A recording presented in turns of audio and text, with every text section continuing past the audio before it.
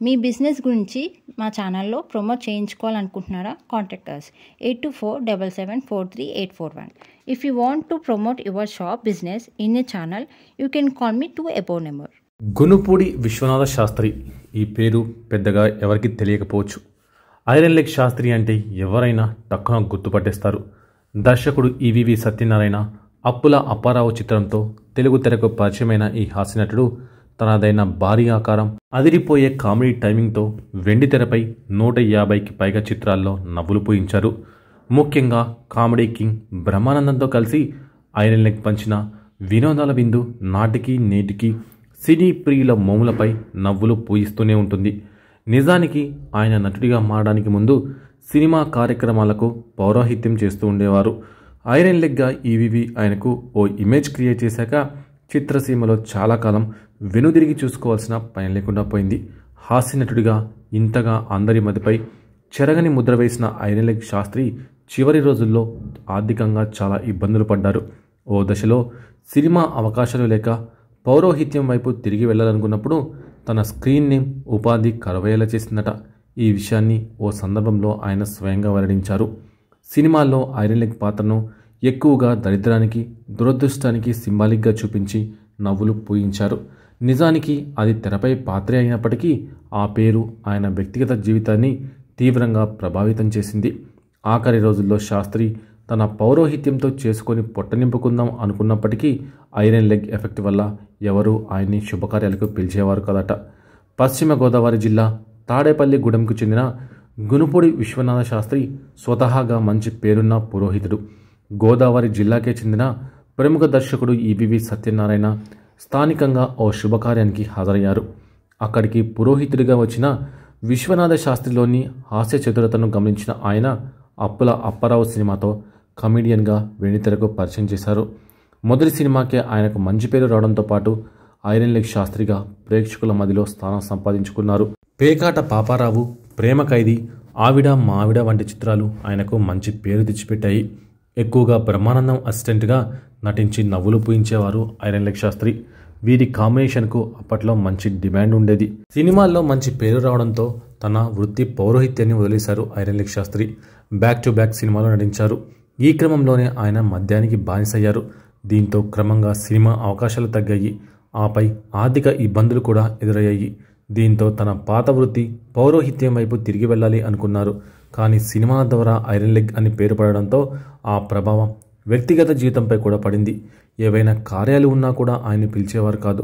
అంతేకాదు మూవీ ఇండస్ట్రీలో జరిగే శుభకార్యాలకు సైతం ఆయన్ను ఎడం పెట్టేవారు. దీంతో ఆర్థిక ఇబ్బందులు కమ్ముకొచ్చాయి. ఒకానొక సమయంలో తన కుటుంబాన్ని ఆదుకోవాలని ఆయన ప్రజలను మీడియా ద్వారా రిక్వెస్ట్ చేశారు. దీంతో ఫిల్మ్ ఇండస్ట్రీకి చెందిన కొందరు ఆర్థిక సాయం చేసినా పూర్తిగా కష్టాల నుంచి బయటపడే మార్గం దొరకలేదు. ఆరోగ్యం పాడవడంతో సొంతూరు తాడేపల్లిగూడెం వెళ్ళిపోయారు. చివరికి శరీరం భారీగా పెరిగిపోయింది. పచ్చకామల వ్యాధితో తీవ్ర ఇబ్బందులు పడ్డారు. ఈ క్రమంలోనే 2006 జూన్ 19న తాడేపల్లిగూడెంలో గుండెపోటుతో మరణించారు. ఐరన్ లెగ్ శాస్త్రి మరణానికి సంబంధించిన విషయాలను ఆయన కుమారుడు ప్రసాద్ ఓ ఇంటర్వ్యూలో వెల్లడించారు. తన తండ్రి మరణం తర్వాత ఎదురైన పరిస్థితులను తలుచుకొని ఉద్వేగానికి లోనయ్యారు. మా నాన్న ఐరన్ లెగ్ శాస్త్రి చాలా సినిమాల్లో నటించినా పెద్దగా ఆస్తులు కూడబెట్టుకోలేకపోయారు. అవకాశాలు తగ్గడంతో హైదరాబాద్ నుంచి సొంతూరు తాడేపల్లిగూడెంకి వచ్చేశాం. మా కుటుంబం పౌరోహిత్యంపై ఆధారపడడంతో కష్టంగా ఉండేది. నాన్న శరీరం భారీగా పెరిగిపోయింది. ఆరోగ్య సమస్యలు తలెత్తాయి. అలాంటి పరిస్థితుల్లో ఆయనకు గుండెపోటు వచ్చింది. ఆ సమయంలో మేమంతా హైదరాబాద్లో ఉండటంతో మా బంధువులు ఆయన్ని హాస్పిటల్లో జాయిన్ చేశారు. మరుసటి రోజు ఉదయం మేము తాడేపల్లిగూడెం చేరుకొని హాస్పిటల్కు చేరుకునేసరికి ఆయన కన్నుమూశారు. ఆసుపత్రి బయట రిక్షాలో ఆయన డెడ్ బాడీని చూడగానే మా అమ్మ కళ్ళు తిరిగి పడిపోయింది. నాన్న చనిపోయారన్న విషయం తెలియగానే సినీ ప్రముఖులు, మీడియా ప్రతినిధులు మా ఇంటికి వచ్చి తోచినంత సాయం చేశారు. నాన్న చనిపోయాక మా కుటుంబం అంతా చాలా కష్టాలు పడింది. మా మేనత్త మమ్మల్ని ఆదుకొని చదివించింది. మా ఆర్థిక పరిస్థితుల్ని తెలుసుకొని నటుడు కాదంబరి కిరణ్ మాకు సాయం చేశారు. ఆయన చేసిన సాయం వల్లే నేను సీఏ చదవగలిగాను. ఆయనకు ఎప్పుడు రుణపడి ఉంటానో అని చెప్పుకొచ్చారు. అయితే ఐరన్ లెగ్ శాస్త్రి మరణించిన సమయంలో హైదరాబాద్ నుండి ఆయన భార్య బిడ్డలు తిరిగి వచ్చే సమయానికి ఐరన్ లెగ్ శాస్త్రి దేహాన్ని ఓ రిక్షాలో పడేసి ఉంచారట. దీంతో ఆయన భార్య కళ్ళు తిరిగి పడిపోయారు.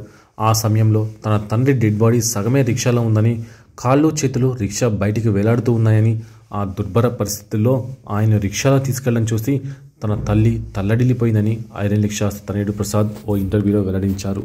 ఇక తన తండ్రికి సినిమా అవకాశాలు ఎలా వచ్చాయో కూడా ప్రసాద్ వివరించారు. పౌరోహిత్యం కోసం హైదరాబాద్కు వచ్చిన తన తండ్రి సినిమా ప్రారంభోత్సవాలకు పూజలు నిర్వహించేవారట. అదే సమయంలో ఒకసారి హారతి ఆయన దగ్గరకు రాగానే ఆరిపోవడంతో అక్కడున్న వారంతా నవ్వేశారట. ఇదంతా చూసిన డైరెక్టర్ ఈవీవి సత్యనారాయణ ఆయన పాత్రను క్రియేట్ చేసి సినిమాలలో నటించే అవకాశాన్ని కల్పించారట. అలా ఇండస్ట్రీలో ఐరన్ లెగ్స్ శాస్త్రిగా గుర్తింపు సంపాదించుకున్నారు. ఆ ట్యాగ్ తన తండ్రి జీవితాన్ని నిర్ణయించలేకపోయిందని తెలిపారు ప్రసాద్. ఒకసారి పని మీద బెంగళూరుకు వెళ్తూ ఉంటే అర్ధరాత్రి బస్సు ఆగిపోయిందట. అందులో ఐరన్ లెగ్ శాస్త్రి బస్సులో ఉండడం వల్లే ఆగిపోయిందని, బస్సు రిపేర్ అయ్యాక ఆయన్ను అక్కడే వదిలేసి వెళ్ళిపోయారని తెలిపారు. ఇక పలు సినిమాలలో అవకాశాలు వచ్చినా ఆయన్ను పెట్టుకుంటే సినిమా ఆగిపోతుందని, డిజాస్టర్ అవుతుందని రూమర్స్ కూడా క్రియేట్ చేశారు. దీంతో తన తండ్రికి అవకాశాలు తగ్గిపోయాయని, దీంతో స్వగ్రామానికి వచ్చిన తన తండ్రి అనారోగ్య సమస్యలతో మరణించారని ప్రసాద్ చెప్పుకొచ్చారు.